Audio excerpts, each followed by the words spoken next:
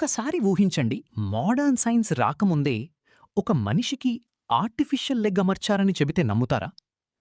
అది వేల సంవత్సరాల క్రితం జరిగిందంటే?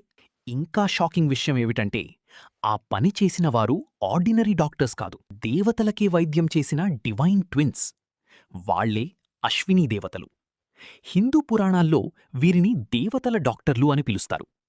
హీలింగ్, యూత్, లైఫ్ ఎనర్జీ ఇవన్నీ వీళ్లతో కనెక్ట్ అయి ఉంటాయి. కానీ వీరి జన్మకథ చాలా మిస్టీరియస్.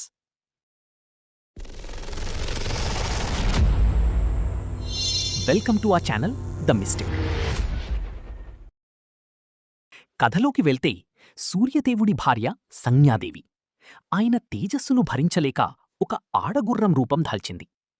అప్పుడు సూర్యుడు కూడా అశ్వరూపంలో ఆమె దగ్గరకు వెళ్లాడట. ఆ పవిత్ర కలయిక నుంచి జన్మించిన కవలలే నాసత్య మరియు దసరా.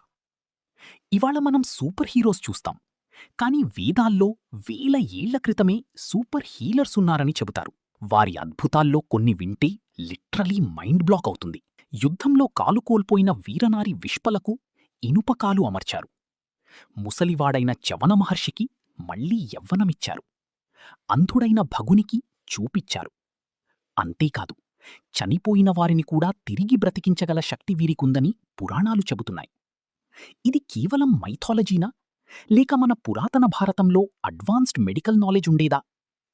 ఇంకా ఇంట్రెస్టింగ్ విషయమేమిటంటే, రిగ్వేదాలో అశ్వినీ దేవతల కోసం 57 సూక్తాలున్నాయి. అంటే వీరి ఇంపార్టెన్స్ ఎంత పెద్దదో అర్థం చేసుకోండి.